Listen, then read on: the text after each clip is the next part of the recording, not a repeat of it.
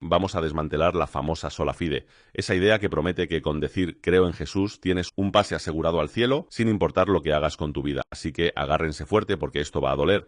Y aviso, aquí no hay piedad.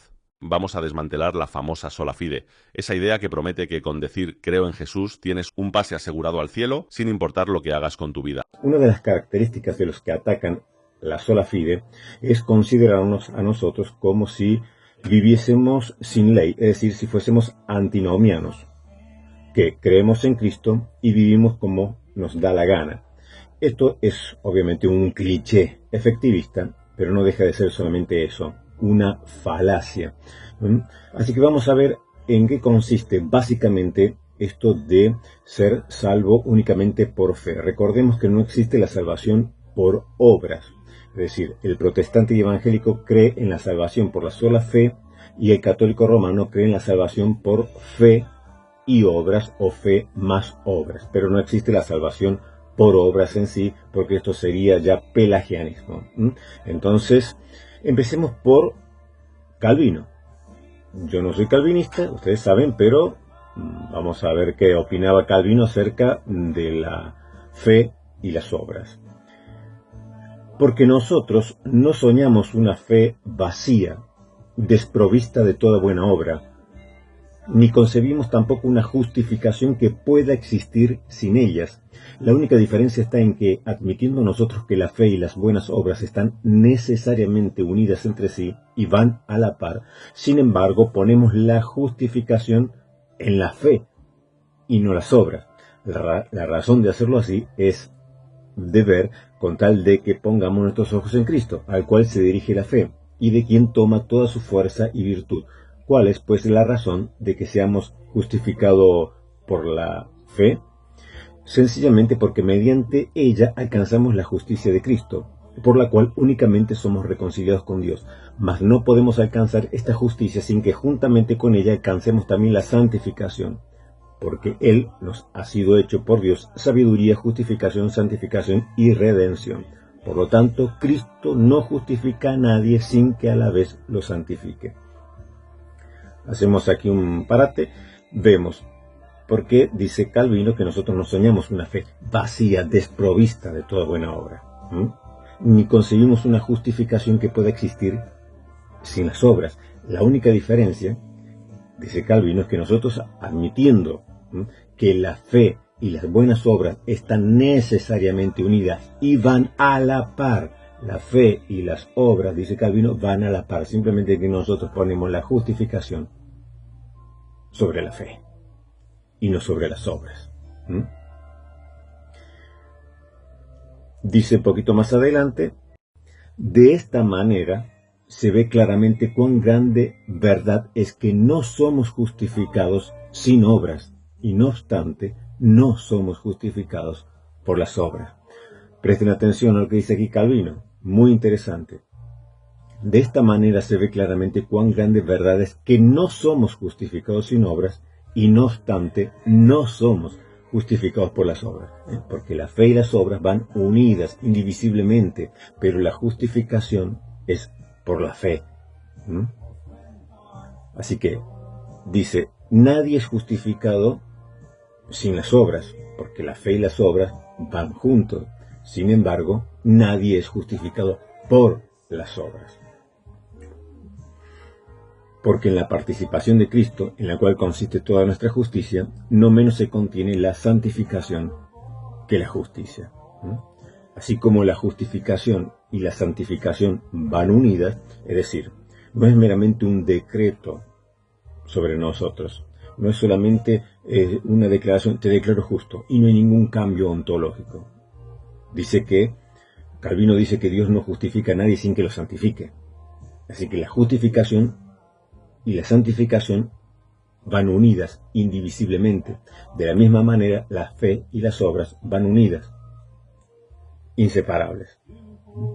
Ahora vamos a ver qué decía Lutero, qué decía el gran Lutero, y esto lo voy a tomar, una reflexión que hace García Villoslada, este sacerdote, católico romano, historiador, especialista en la Reforma Protestante, en el libro, en la excelente biografía que tiene García Villoslada, Lutero, un fraile hambriento de Dios. Esto está en el libro segundo, en el capítulo 19. Antes de despedirse de aquella ciudad, está hablando de los últimos días de Lutero, antes de despedirse de aquella ciudad, que había sido su trono, su alcázar y su campamento durante tantos años, subió al púlpito el 17 de enero de 1546, segundo domingo después de Epifanía, y recalcó algunos conceptos fundamentales de su teología apoyándose en el texto de San Pablo a los Romanos 12, versículo 3. Pablo enseñó desde el principio, según su costumbre, los grandes fundamentos de la doctrina cristiana, a saber, la doctrina de la ley, del pecado, de la fe, de la justificación ante Dios y de la vida eterna. Tras estas palabras iniciales, nos dice García Villoslada, repite Lutero que en primer lugar hay que predicar la fe, y después los frutos de la fe, que son las buenas obras. No siempre se había expresado sobre esto último con tanta precisión y claridad. Había llegado a decir en otros tiempos que las buenas obras, además de no influir en la justificación y salvación del hombre, son peligrosas porque llevan entrañada la vanagloria.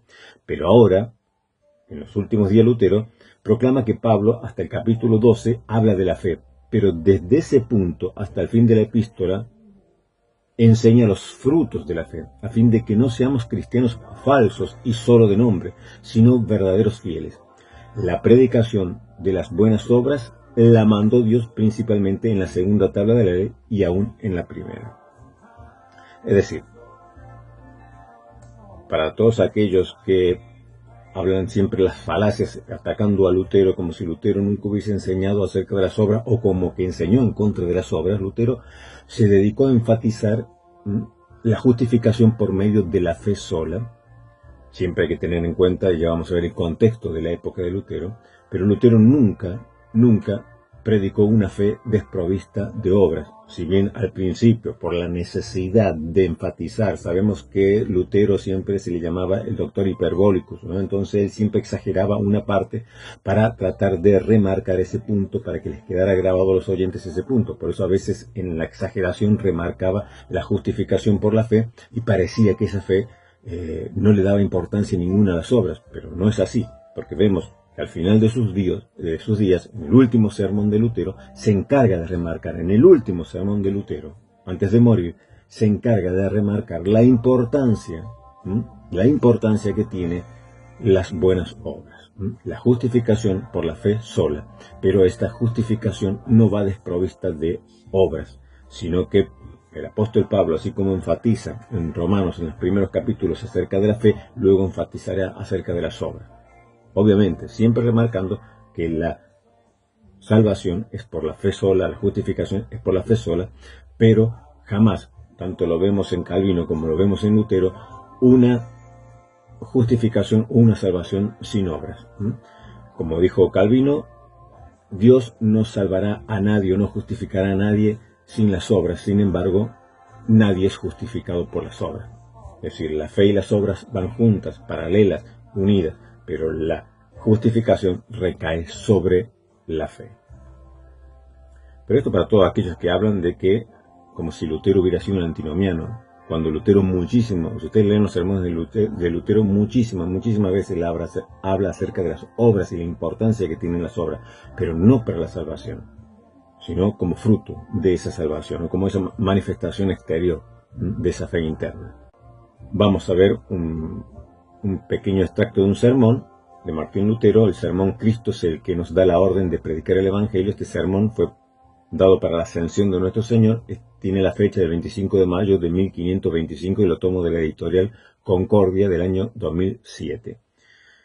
Los sofistas, estos eminentes sabios, hicieron aquí agregado, el que creyere e hiciere buenas obras. Y hablando del texto, el que creyere será salvo. Pero dice aquí que los sofistas le agregaron el que creyere e hiciere buenas obras. Pero así no se puede proceder. No puedo dar a la palabra de Dios una interpretación tan ajena a su verdadero significado. Que yo sea salvo lo hace solamente la fe, sin ayuda de obra alguna. Bien es cierto que mis obras hechas visiblemente ponen en evidencia la fe. Bien es cierto que mis obras hechas visiblemente ponen evidencia la fe, pero con esto me puedo engañar a mí mismo y a otros. Las obras, por lo tanto, no pueden ni deben ser otra cosa que una prueba de que en el corazón hay fe. Las obras son la prueba evidente, visible, de que en el corazón hay fe. Para ser genuinas, estas obras debe precederles el ser salvo por la fe. El ser salvo da su legitimación a la obra y no al revés. La obra no legitima la salvación, sino el ser salvo da legitimación a las obras. El que cree con toda certeza hace buenas obras.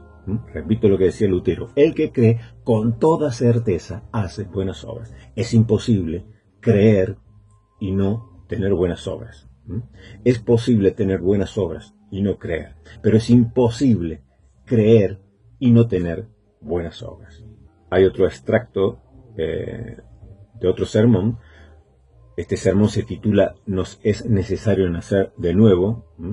Sermón para el Domingo de la Santísima Trinidad, con fecha 11 de junio de 1536, también tomado de la editorial Concordia del año 2007. Y dice: nuestra prédica en cuanto a la nueva creación es, pues, que una vez que hemos sido regenerados, debemos andar en buenas obras. Pero no hagáis las cosas al revés. No empecéis por las obras. Fíjense qué interesante esto que nos dice Lutero. Nuestra prédica en cuanto a la nueva creación es, pues, que una vez que hemos sido regenerados, debemos andar en buenas obras. Pero no hagáis las cosas al revés. No empecéis por las obras. Yo les dije recién que es muy importante para comprender esto, en la época y el contexto en que se encontraba Lutero. Por eso a veces Lutero hacía estas enseñanzas hiperbólicas para enfatizar un punto, y parece que exageraba, que era demasiado exagerado. Pues a veces esto es un método pedagógico para resaltar una enseñanza, para remarcar una enseñanza. Al principio de la Reforma, al principio de su predicación, Lutero predicaba de tal manera y enfatizaba de tal manera la sola fe, que parecía que menospreciaba las obras. Parecía, pero como hemos visto, el último de su sermón de su vida se encarga de enfatizar que la fe y las obras van unidas y que es muy importante manifestar nuestra fe por medio de las obras, y que no descuidemos las obras, porque esto lo manda el apóstol. Y vemos que en sus sermones continuamente está diciendo que la justificación va acompañada luego por las obras, pero que no empecemos al revés. No empecemos por las obras para llegar a la justificación, sino que seamos justificados por la fe y hagamos buenas obras. Entonces Lutero jamás predicó contra las buenas obras, sino que predicó contra el poner nuestra confianza en las buenas obras. Veamos un poquito qué nos dice Giacomo Martín, este historiador, en su libro La Iglesia de Lutero a nuestros días. Es un libro muy, muy bueno, son 4 tomos. Vamos a leer acerca del contexto histórico en la época de Lutero en el libro de Giacomo Martín, La Iglesia de Lutero a nuestros días, en el volumen 1, Época de la Reforma, Ediciones Cristiandad, en la página 97 y 98. Excelente libro que constituye 4 tomos. Desde España hasta Alemania, desde Flandes hasta Francia e Italia, se iba afianzando la reacción contra la piedad de la Edad Media tardía, en la que habían adquirido un puesto excesivo las prácticas externas. Nos está dando un pantallazo general de cómo era la época, el contexto histórico en la época de Lutero. Dice que había una reacción contra la piedad de la Edad Media tardía, en la que habían adquirido un puesto excesivo las prácticas externas, las obras, muchas veces matizadas de superstición y a menudo cumplidas mecánicamente. Se quería un cristianismo más puro, es decir, una simplicidad mayor en los ritos. Es esta una aspiración que aflorará muchas veces en la historia posterior, nos dice este historiador, y cuya validez ha reconocido el Vaticano II. También se pretendía un mejor conocimiento de la Escritura, una piedad más sincera dominada por la confianza más absoluta en la misericordia y en el amor de Cristo, que nos llama enteramente hacia sí. Naturalmente que no se trataba de una corriente bien definida, sino de una atmósfera espiritual generalizada, sobre todo entre las clases cultas y muy especialmente en los círculos humanistas. Esta era la atmósfera espiritual en la cual se desarrolla la Reforma protestante. Había una reacción contra esta piedad de la Edad Media tardía, en la cual las obras, las prácticas externas que estaban muchas veces matizadas de superstición y cumplidas mecánicamente, habían adquirido un puesto excesivo. Entonces se buscaba algo más genuino, y es allí donde Lutero ve obviamente que este énfasis sobre las buenas obras, poniéndola delante de la fe, como más importante las obras que la fe, hacían que el hombre confiara, depositara su confianza en la salvación, no en la misericordia de Cristo, sino en su propia justicia, en sus propias buenas obras, o en su propio hacer y cumplir ciertos mandamientos o disposiciones que le imponía la iglesia, y él decía, bueno, si yo hago esto, hago aquello y cumplo con esto, entonces me gano el cielo.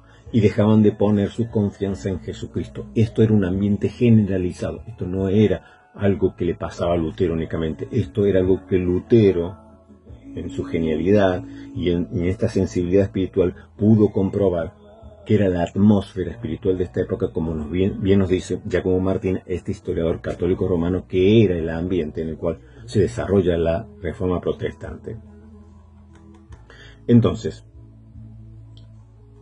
aclaramos primeramente, como dije al principio, que uno de los clichés y de las falacias que comúnmente se lanzan sobre aquellos que creemos en la sola fide, en la salvación por la sola fe, es que nosotros somos antinomianos, es decir, estamos en contra de las buenas obras, como diciendo, cree y haz lo que se te da la gana, o cree, ten fe, y si tienes fe, pues puedes vivir como se te da la gana. Jamás ustedes escucharán predicar eso, ni en Lutero, ¿no?, ni en Calvino, ni en ninguno de los reformadores, ni en ninguna de nuestras iglesias. Es decir,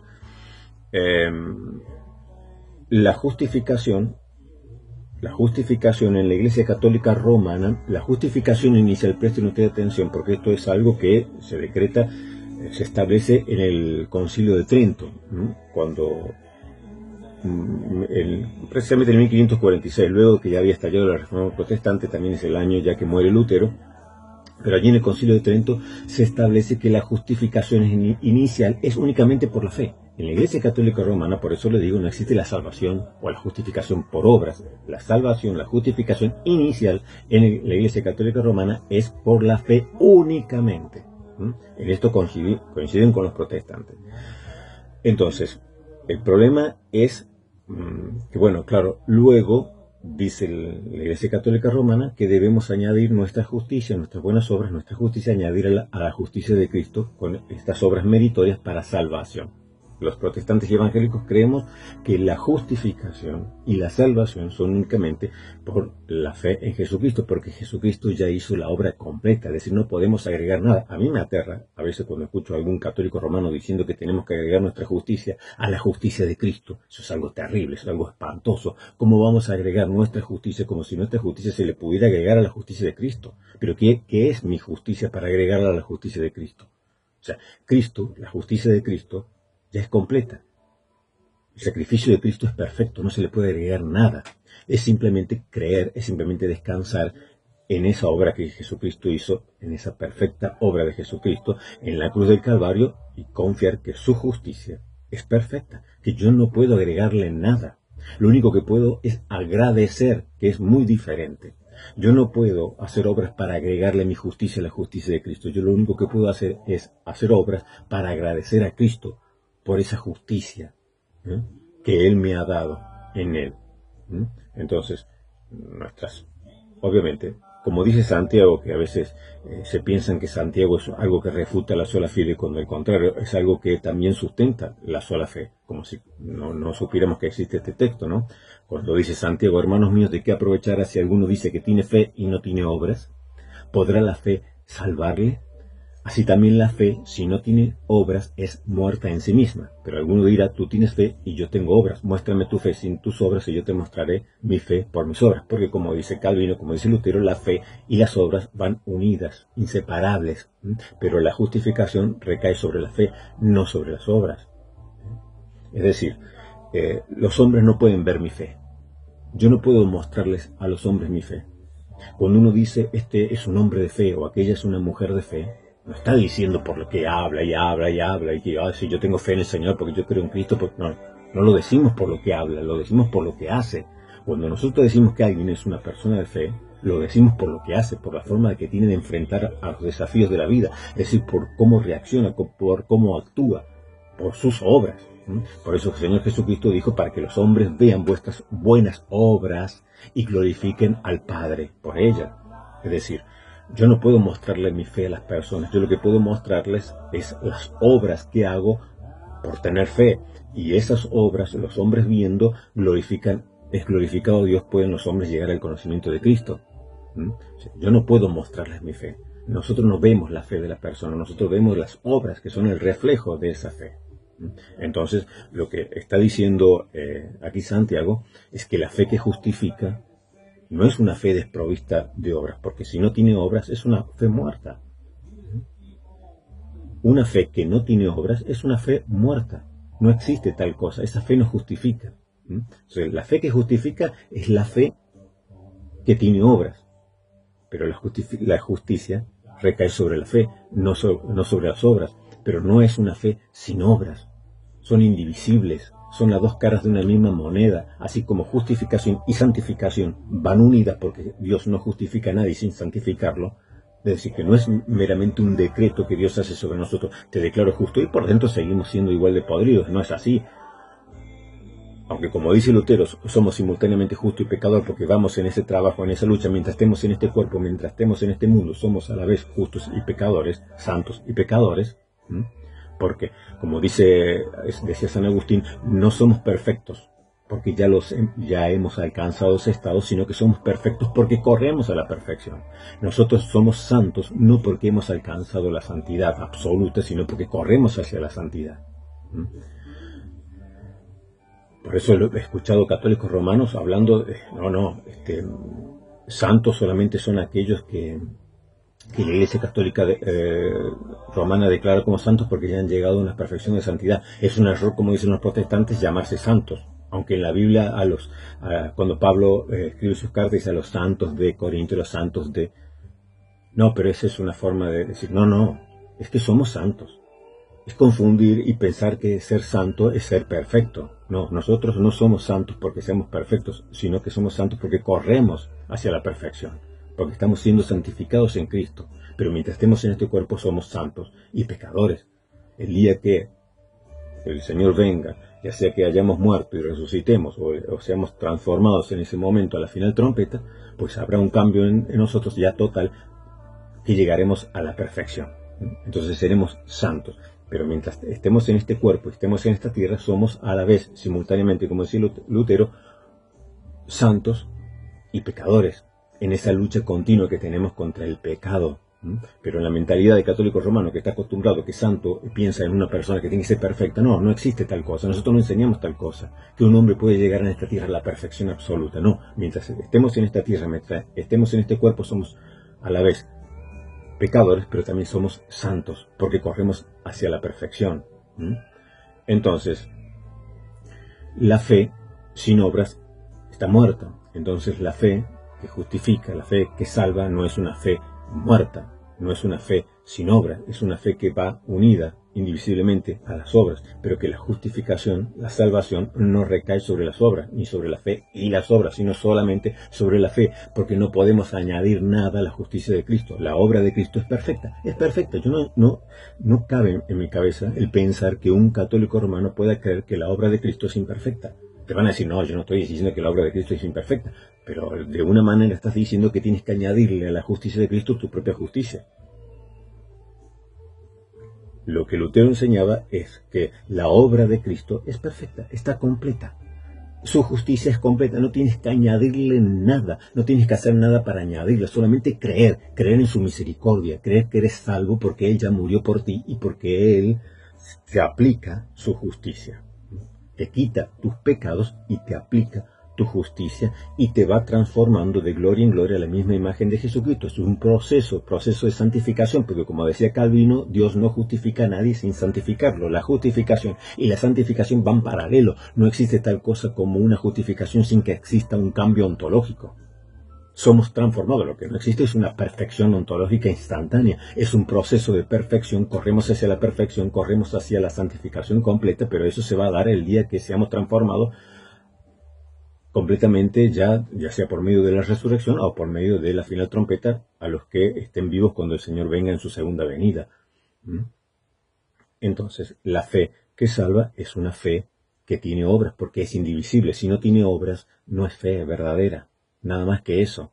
No es que yo tenga que creer, y eso es una parte, y ahora tenga que agregarle las obras mías, porque yo de esta manera estoy agregando mi justicia a la justicia de Cristo. La justicia de Cristo ya es perfecta. Yo solo tengo que descansar en Cristo. Y eso es lo que a Lutero le indignaba, que las personas no descansaban en la justicia de Cristo, sino que estaban obsesionadas y fatigadas en tengo que agregar mi justicia, porque si no me voy al infierno, tengo que agregar mi justicia, porque si no me pasaré miles y miles de años en el purgatorio, entonces tengo que agregarle a la justicia de Cristo mi propia justicia, haciendo mis propias buenas obras, y eso es lo que le repugnaba a Lutero. Que las personas no descansaban gozosamente en la obra completa y perfecta de Jesucristo en la cruz de Calvario. No tenemos que añadirle nada. Las obras son nuestro agradecimiento a Dios y nuestro testimonio a los hombres. Por medio de las buenas obras agradecemos a Dios por su justicia completa y perfecta, y por medio de las buenas obras nosotros testificamos a los hombres y mostramos a Dios. La obra de Dios en nuestros corazones la mostramos a los hombres por medio de nuestras buenas obras, y de esa manera glorifican a nuestro Padre. Entonces yo quiero saber si una persona tiene fe. No me basta con escuchar decir, bueno, sí, porque yo creo en el Señor Jesucristo, porque yo pertenezco a la única iglesia fundada por Jesucristo, la Iglesia Católica Romana, como viene y me dejan a mí. ¿A mí qué me importa? ¿A mí qué me importa que tú pertenezcas a la única iglesia fundada por Jesucristo, la Católica Apostólica Romana? Y yo qué diablo sé cómo tú vives. Yo sé si tú eres un adúltero, un fornicario, si tú eres una chismosa, si tú eres un pichón de víbora. Es decir, yo no lo sé. O sea, muéstrame tu fe, esa que tú dices que perteneces a la Iglesia Católica Romana, la única verdadera fundada por Jesucristo. Muéstrame por medio de tus obras, a ver cómo vives. ¿Se dan cuenta? Pero es que ellos no se la aplican a sí mismos, se la quieren aplicar a los protestantes, como si nosotros fuésemos antinomianos, es decir, como si nosotros creyésemos que la fe no se tiene que manifestar con obras, y que la fe y las obras son un oxímoron, ¿no? Es decir, como si no pudiesen ir las dos cosas a la vez. Pues las dos cosas, como dice Lutero, como dice Calvino, las dos cosas van juntas, van a la par. Entonces, ¿cuál es la fe que salva? ¿Cómo sé yo que una persona tiene una fe que salva? Porque por sus obras, ¿no? Como dijo el Señor Jesucristo, que los hombres vean vuestras buenas obras y glorifiquen. O sea, los hombres no pueden ver la fe. Nadie puede ver mi fe. Yo no puedo ver la fe de otras personas. Yo solamente puedo ver las obras, y entonces sé que es una persona de fe. Cuando nosotros decimos, esta mujer, este hombre es un hombre de fe, es una mujer de fe, no estamos diciendo porque se la pasa hablando bonito y porque se la pasa diciendo, es que yo pertenezco a la única iglesia fundada por Jesucristo, porque yo estoy sometido al ministerio petrino. O sea, no es por lo que tú digas, no es por lo que cacarees. Es decir, los hombres no pueden ver nuestra fe, los hombres ven nuestras buenas obras, que son el reflejo de nuestra fe, que son nuestra profesión de fe. Nuestra profesión de fe no es con los labios meramente, nuestra profesión de fe es con las obras, porque los hombres no pueden ver nuestra fe, los hombres ven nuestras obras, y por medio de nuestras obras se dan cuenta si tenemos o no tenemos fe. Por lo tanto, eso es lo que está diciendo Santiago. No está diciendo que la fe no te salva. No, te está diciendo que la única fe que salva es la fe que se manifiesta en obra, la fe que va junto con las obras, la fe que se proclama por medio de las obras, y que los hombres pueden ver nuestras buenas obras y glorificar a Dios. Por ello, no existe tal cosa como yo creo, pero no hago. Lutero no inventó nada, absolutamente nada, cuando hablaba de la sola fe. Simplemente que a veces en este énfasis y en esa predicación hiperbólica que hacía Lutero para enfatizar, ustedes tienen que ponerse siempre en el contexto. Lutero era como la barca de la iglesia por así decirlo. Se le había puesto tanto el énfasis en las buenas obras, para ser salvo, en las buenas obras, para añadir nuestra justicia a la justicia de Cristo, que los hombres mecánicamente, estas obras externas, se esforzaban por hacerla, y parece que se medían por estas obras externas a ver quién era mejor cristiano. Parecía que quisiera la obra más grande, más ostentosa, era mejor cristiano. Esto es lo que le indignaba a Lutero. Entonces la barca de la iglesia estaba así, inclinada por tanto énfasis sobre las buenas obras, que se había perdido de vista el descansar en la misericordia de Cristo y el confiar en la obra perfecta de Jesucristo. Entonces Lutero empieza a saltar sobre esta parte de la barca para enderezarla, y saltaba como un loco. Entonces uno dice, Lutero haciendo tanto énfasis sobre la fe parecía un loco. Sí, porque en ese momento histórico era necesario equilibrar nuevamente la barca, equilibrar la balanza. Por eso Lutero saltaba tan escandalosamente, enfatizando la fe. Pero vemos que al final de sus días, en su último sermón, pone las cosas como realmente él las creía. Somos salvos por fe, pero no podemos dejar de hacer buenas obras. Simplemente que no empieces por lo último. Empieza por lo primero. Primero la fe, primero la justificación por fe, primero descansar en la obra de Cristo y luego agradecer a Dios por medio de nuestras buenas obras y testificar a Dios por medio de nuestras buenas obras. Entonces, si nosotros ponemos las obras delante, estamos cayendo en el pelagianismo. Por eso, a veces, en este texto tan conocido de el ladrón en la cruz, cuando estos apologistas católicos romanos se esforzaban por tratar de demostrar que el ladrón en la cruz había hecho obras, entonces lo convierten al pobre ladrón en la cruz, bendito sea que ya está disfrutando de la gloria de Cristo, a este ladrón, al buen ladrón como se le llama, lo convirtieron en pelagiano. Negando lo que dice la misma doctrina de la Iglesia Católica Romana, porque la doctrina de la Iglesia Católica Romana dice que la justificación es por la fe, únicamente por la fe. No quisieron ponerla por la fe sola para no parecer protestante, pero en realidad es así. La justificación inicial en la Iglesia Católica Romana es por la fe sola. Es únicamente por la fe. Entonces se esfuerzan por tratar de decir que el ladrón en la cruz tuvo obras, cuando el ladrón de la cruz lo único que hace es confesar a Cristo. Arrepentirse y confesar a Cristo. Que si confesares con tu boca que Jesús es el Señor y creyeres en tu corazón que Dios le levantó de los muertos, serás salvo. Eso es lo que hace el ladrón en la cruz. Confiesa que Jesús es el Señor y cree que Dios le levantará de los muertos. Porque estaba en ese mismo momento Cristo allí en la cruz. Y por eso fue salvo. Entonces, después de confesar, el Señor le dice, de cierto te digo que hoy estarás conmigo en el paraíso. Pero no se lo dijo.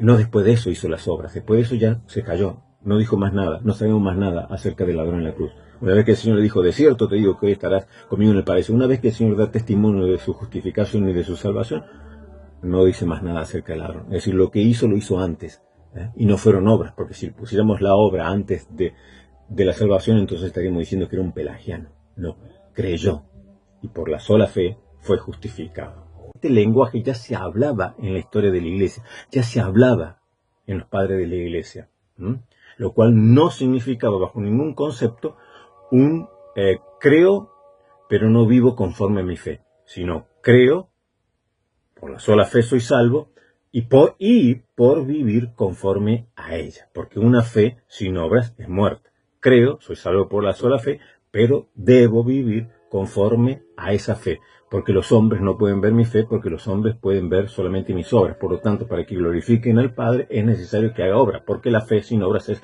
muerta, no sirve. Nadie se va a salvar por una fe que no tiene obras. Pero la salvación no recae por las obras, la salvación recae por la fe, porque la fe es descansar en la obra de Cristo. Esa es la diferencia.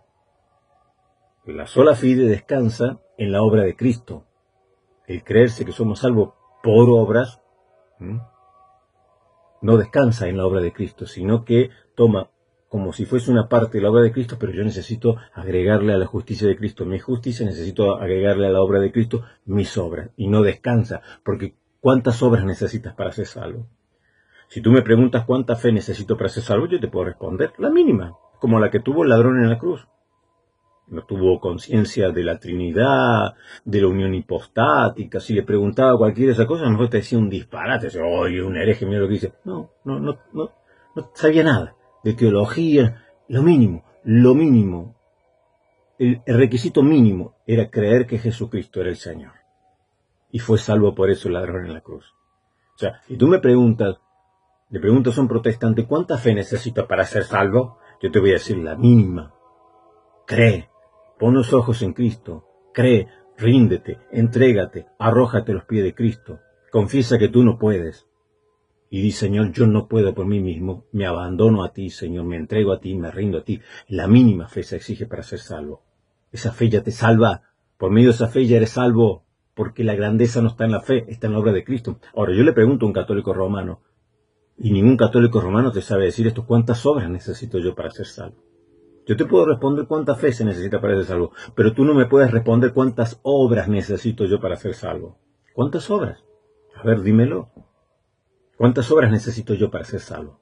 Sí, tengo la fe y necesito las obras para salvarme. ¿Cuánta obra tengo que hacer yo para ser salvo? Por eso no descansan, por eso no tienen paz. Porque nunca sabes si has cumplido, nunca sabes si es suficiente las obras que haces para agregar tu justicia a la justicia de Cristo, tus obras meritorias a los méritos de Cristo. Nunca sabrás, porque como no hay una cantidad, en cambio la fe es la mínima, la que tuvo el ladrón en la cruz. Creo, la que tuvo allí el carcelero de Filipo. ¿Qué debo hacer, Señor, para ser salvo? Cree en Jesucristo, cree, y serás salvo, cree. Entonces, vamos a ver un poquito aquí en Eusebio Cesarea algo muy interesante en su libro Historia Eclesiástica, en el libro tercero, en el capítulo 27, en el punto 1 y 2. Esto lo tomo de la BAC, la Biblioteca de Autores Cristianos. Es una biblioteca, es una editorial puramente católica romana, ¿no? En la página 168 de esta edición de la BAC, la edición bilingüe. Dice: pero a otros el demonio malvado, impotente para arrancarlos de su disposición para con el Cristo de Dios, se los apropió al encontrar otros puntos por donde agarrarlos. A estos, los primeros, los llamaron ebionitas, como cuadraba, puesto que tenían sobre Cristo pensamientos pobres y de baja estima. Los ebionitas eran una secta judaizante, y significaba en hebreo pobres. Y es que pensaban de él, de Jesucristo, que era simple y como un hombre solamente, justificado a medida que progresaba en su carácter. Es decir, los ebionitas creían que Jesús era un hombre común, que había nacido de un padre y una madre común, y que simplemente era justificado a medida que progresaba en su carácter, y nacido, como dijimos recién, de la unión de un hombre y de María. Creían absolutamente necesaria para ellos la observancia de la ley, alegando que no se salvarían por la sola fe y por vivir conforme a ella. Presten atención, no digan que Lutero inventó esto de la salvación por la sola fe. Aquí está mostrando que los ebionitas eran una secta herética, porque ellos creían que era absolutamente necesario para ser salvos la observancia de la ley, y estos herejes alegaban que no se salvarían por la sola fe y por vivir conforme a ella, sino que había que cumplir la ley, había que hacer las obras de la ley. Es decir, negaban la salvación por la sola fe. ¿Quiénes la negaban? Los herejes. Y aquí Eusebio de Cesarea, fíjese que pone las pone unidas, es decir, la salvación por la sola fe y por vivir conforme a ella. O sea, nunca la fe desprovista de obras, sino que somos salvos por fe, pero vivimos conforme a esa fe. Pero ¿quiénes eran los que negaban la salvación por la sola fe? Los herejes, los ebionitas, judaizantes, que decían que era indispensable cumplir la ley, hacer las obras de la ley, porque no nos salvábamos por la sola fe. Así que no digan que esto de la sola fe es un invento de Lutero, porque esto ya da testimonio desde el comienzo que existía este énfasis en la salvación por la sola fe, no por las obras. Aunque, obviamente, como dice Eusebio de Cesarea, es por la sola fe y por vivir conforme a ella. Pero esto lo rechazaban los herejes. Por ejemplo, ¿no? En Juan Crisóstomo, cuando habla en las homilías sobre el Evangelio de San Juan, en la homilía 20, en el punto 3, homilía 23, esto está tomado de la editorial Ciudad Nueva, de la Biblioteca Patrística, dice: porque hacer profesión de fe solo de palabra, mientras se obra de modo incompatible con ella, no solo es insensato, sino perjudicial. Os suplico que hagamos nuestra profesión de fe con las obras. Aquí está la clave. Os suplico, dice Crisóstomo, que hagamos nuestra profesión de fe con las obras. Nosotros creemos, pero ¿cómo hacemos nuestra profesión de fe? Por medio de las obras, no por medio de las palabras. Si confesares con tu boca que Jesús es el Señor, y creyeres en tu corazón que Dios le levantó de los muertos, serás salvo. Pero ¿cómo profesamos esa fe básica, esa fe que nos pide, que no nos pide gran cosa, no nos pide una fe que mueva montaña? El Señor no nos pide eso por medio de eso ser salvos. Es una fe sencilla, es poner los ojos en Cristo. Es reconocer que yo no puedo, nada, que en mí no hay ninguna justicia, que en mí no hay ninguna obra que sea agradable delante de Dios. Yo vengo delante de ti, Señor, desnudo, yo vengo delante de ti ciego, pobre, desventurado, miserable, no tengo nada. Pero pongo mis ojos en ti. Esa es la fe que salva. ¿Cómo la profesamos? Pues entonces nos toca profesarlas por medio de las obras. No se puede profesar nuestra fe por medio de las palabras, se profesa por medio de las obras. Y eso es lo que dice Crisóstomo. Porque no podemos hacer una profesión solo de palabra, y vivir que nuestra vida sea incompatible con nuestra fe. Nunca Lutero enseñó una vida que sea incompatible con la fe. La fe es lo primero, porque es lo que nos justifica, porque es lo que nos salva, porque es confiar completamente en la obra de Cristo. Pero ¿cómo profesamos nuestra fe? ¿Cómo a los hombres les profesamos nuestra fe? Porque Dios no necesita saber cuánta fe tenemos, no necesita que le demostremos nuestra fe a Dios. Son los hombres que necesitan que nosotros les demostremos nuestra fe, porque por medio de esa fe manifestada en obras, los hombres pueden llegar al conocimiento de Dios. Pero hay otro texto maravilloso de Ambrosiaster, que es de un poco antes de San Agustín, y San Agustín lo tenía en estima. Se pensaba en un momento que era de Ambrosio, de Milán, pero no, se le llama así Ambrosiaster, porque al principio se creía que eran obras de Ambrosio Milán, pero es de otro padre de la Iglesia, obviamente de sana doctrina ortodoxa. Y dice algo muy interesante en su comentario a las cartas de los Corintios, de este padre de la Iglesia, Ambrosiaster. Cuando está hablando de la primera carta de Corintios 4:2. También este es de la Biblioteca Patrística de la editorial Ciudad Nueva. Dice así: por tanto, dice, hablando de Pablo, en esta carta de Corintios, que se le dirige a los hermanos de Corinto, doy continuamente gracias a mi Dios por vosotros a causa de la gracia de Dios que os ha sido dada en Cristo Jesús. Dice, la gracia de Dios que os ha dado en Cristo Jesús.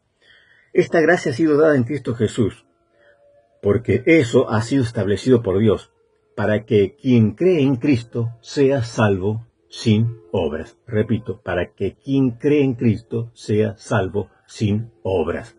Ese recibe la remisión de los pecados gratis, con la sola fe. Repito, para que quien cree en Cristo sea salvo sin obras. Ese recibe la remisión de los pecados gratis, con la sola fe. Entonces, no me vengan a decir que la sola fe es un lenguaje que inventó Lutero, es un lenguaje que inventaron los protestantes, porque como ya les mostré, no solamente Eusebio de Cesarea nos habla de la sola fe, sino que tenemos en Ambrosiaster. Ambrosiaster nos dice aquí que el que cree en Cristo es salvo sin obras. Que esta persona que cree en Cristo recibe la remisión, el perdón de los pecados gratis, con la sola fe. Entonces, este lenguaje de la sola fe, la sola fide, ya existía en la iglesia desde los comienzos. Fue en Trento, por eso Lutero la discutió, por eso Lutero, no es que Lutero se rebelaba contra las doctrinas de la iglesia, no, porque no estaba establecido en la iglesia definitivamente. Esto, en cuanto a la salvación por fe y obras, fue definido para los católicos romanos en Trento, después que Lutero hace la reforma. Cuando Lutero propone debatir esto, se podía debatir porque aún no había sido dogmatizado y porque Lutero utilizaba un lenguaje que ya utilizaban los padres de la iglesia, que era el de la sola fe, el de la fe sola, para salvación. Pero en Trento se optó por otra cuestión, por otra vía, por otra manera, que es fe y obras. Lutero siguió con esto, porque él lo veía no solo en las escrituras, sino también en los padres de la iglesia, la sola fe, la fe sola, la fe que salva, no por obras, sino por fe.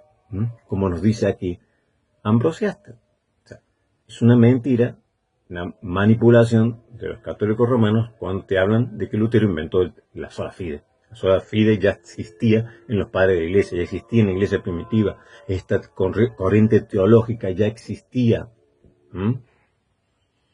Es mucho más amplio el tema porque también es bueno, no da tiempo para profundizar en las corrientes teológicas, porque no todos creían lo mismo al principio en el cristianismo, por más que se esfuercen algunos por decir como si había una uniformidad de criterio en la iglesia primitiva. No era así. Todos sabemos que Santiago y la corriente de Santiago en Jerusalén, en Jerusalén, la iglesia de Israel, la iglesia de Jerusalén, obligaba a cumplir la ley. Ellos cumplían la ley. Después de convertidos, seguían cumpliendo los mandamientos de Moisés, seguían cumpliendo la ley. Y así fue por mucho tiempo después de la muerte de Cristo, mucho tiempo después. Los obispos de Jerusalén, todos ellos cumplían la ley y hacían cumplir la ley. Esta era la corriente de Jacobo, de Santiago, de la iglesia de Jerusalén, que la vemos también en el Nuevo Testamento, como cuando Pablo va a Jerusalén, le dice, Santiago, bueno, te tendrías que ir al templo y presentar una ofrenda de purificación para que de esta manera no se diga. Bueno, Pablo hace todo eso y lo meten preso igualmente. Y uno se queda pensando, ¿y por qué Pablo lo hizo? ¿Por qué Pablo presentó ofrendas de purificación en el templo si él ya no creía en esas cosas? Bueno, son misterios, ¿no? Pero era más que todo por agradar, por quedar, por pacificar con la iglesia de Jerusalén, porque la iglesia de Jerusalén, que era la iglesia fundada por Cristo, ellos practicaban la ley de Moisés, practicaban las obras, indispensablemente, practicaban la circuncisión. Esa era una corriente teológica. Estaba la corriente de Pablo, que nada de ley, nada de obras, y Pablo enfatizaba la fe, la justificación, la salvación por fe. Y estaba la corriente petrina, la corriente de Pedro, que trataba de hacer un equilibrio entre Pablo y entre Santiago, entre la iglesia gentil y entre la iglesia de Jerusalén. Pero así siguió por mucho tiempo hasta que triunfa la postura paulina, pero luego triunfa la postura más petrina, un poco como haciendo equilibrio entre las dos posturas. Yo creo que la postura protestante es mucho más, en ese sentido, paulinista, y la Iglesia Católica Romana se decantó más por esta corriente que venía cuando Pedro trataba de hacer equilibrio entre la fe, las obras, y había toda esta corriente. Bueno, son tesis, corrientes que se tratan en medio del estudio de la Iglesia.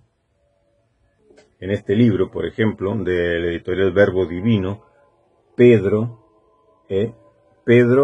en la iglesia primitiva trata un poquito de esto, acerca de las distintas corrientes teológicas que había con Pablo, con Santiago, con Pedro, cómo luego triunfa la postura petrina. Este libro es de Aguirre Monasterio, es también un especialista en patrología, muy bueno este libro.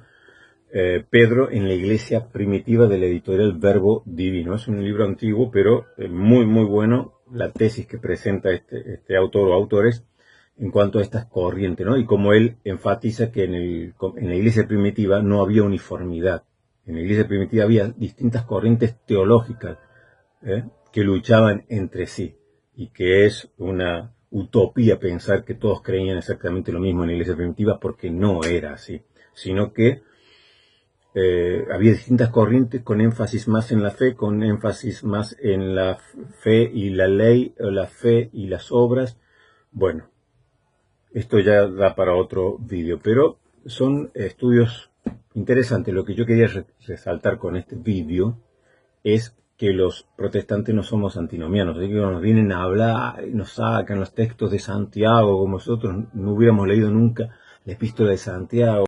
Yo me pregunto, ¿no? ¿Qué le van a decir? Yo cuando lo escucho a los católicos romanos, yo me quedo asombrado, ¿no? Porque hablan de las obras, y bueno, ¿y qué obras tenemos que hacer? A ver, ¿qué le vas a explicar tú a un pentecostal de lo que son las obras? De hacer obras. Cuando el pentecostal, desde que se levanta hasta que se acuesta, solo está pensando qué hacer para la gloria de Cristo. Predica de Cristo en su trabajo, luego viene a su casa, ora con su familia, luego sale corriendo, se va a la congregación, tiene culto todos los días, y no es culto de oración, es culto de alabanza, es culto misionero, es trabajar para las misiones, luego sale a evangelizar los fines de semana, luego hace viajes misioneros, trabaja con los niños en las plazas, trabaja con los pobres, trabaja llevándole comida a los necesitados, con ropero, con vestidos y ropa para también los que no tienen recursos económicos. Es decir, yo pongo el ejemplo del pentecostal porque es donde yo me he criado en mi vida de evangélico. ¿Qué nos van a enseñar los católicos romanos a los pentecostales lo que es hacer obras? O sea, yo comparo un católico romano y yo comparo un pentecostal, y el pentecostal por mucho le gana haciendo obras a un católico romano. Y luego vienen los católicos romanos, hablan de la salvación por las obras, como si nosotros no hiciéramos obras. Le va a ganar un pentecostal haciendo obras, cuando los pentecostales están continuamente, de lunes a lunes. Porque si no es culto, es reunión, es enseñanza, es trabajar con los pobres, con los necesitados, es hacer obras de misiones, es hacer obras enviando recursos para los que están afuera, es enviando recursos para las obras y las demás congregaciones que se están levantando en los distintos rincones de cada país. Es trabajar con los pobres, trabajar con los niños, trabajar con ministerios carcelarios, trabajar con ministerios que van a los hospitales. ¿A los pentecostales realmente le vas a explicar tú lo que es hacer obras?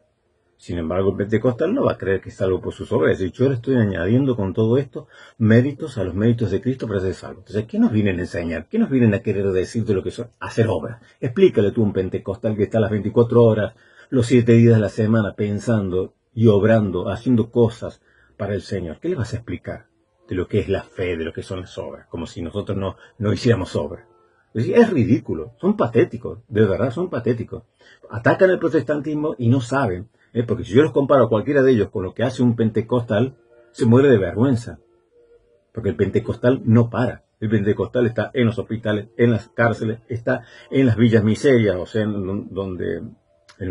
que podríamos decir, en las chabolas dirían en España, o diría allí en las favelas, lo que sería en Brasil, es decir, en los barrios marginales. Allí siempre habrá un pentecostal. Allí siempre estará no solo predicando, sino trabajando, sino ayudando, sino sosteniendo a las viudas, a los huérfanos, a los pobres, a los necesitados. Extendiendo el reino de Dios, no solamente con la predicación, sino por medio de las obras, porque para nosotros la fe y las obras son inseparables. Pero nosotros hacemos obras porque tenemos fe.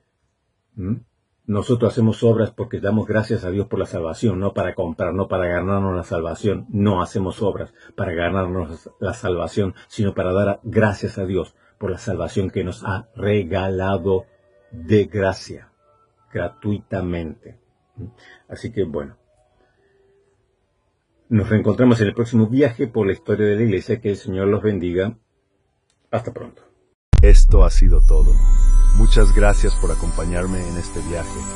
No te olvides de suscribirte al canal para poder reencontrarnos próximamente.